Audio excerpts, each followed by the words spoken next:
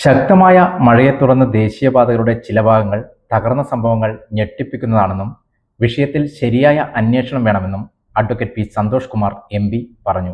കണ്ണൂർ തളിപ്പറമ്പ് കുപ്പം കപ്പളത്തട്ടിൽ മണ്ണിടിച്ചിൽ ഉണ്ടായ പ്രദേശം സന്ദർശിച്ച ശേഷം മാധ്യമപ്രവർത്തകരോട് സംസാരിക്കുകയായിരുന്നു Santhosh Kumar.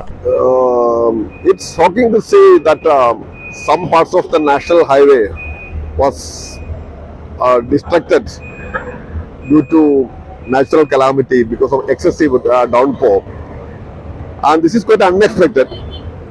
And the point is that there must be a proper inquiry. According to the government, the sources, per kilometer 70 crore rupees are spent. So that is the ratio.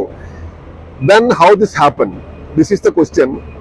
In a state like Kerala, where density of population is very high, the authorities should be more vigilant and more careful. This is so unfortunate. I am here to visit these affected areas. Many families are badly affected. Roads and electricity also affected. Houses damaged. This should not be repeated.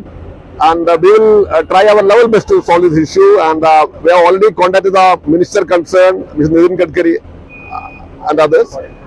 And the government is also very much interested, keen to solve these issues.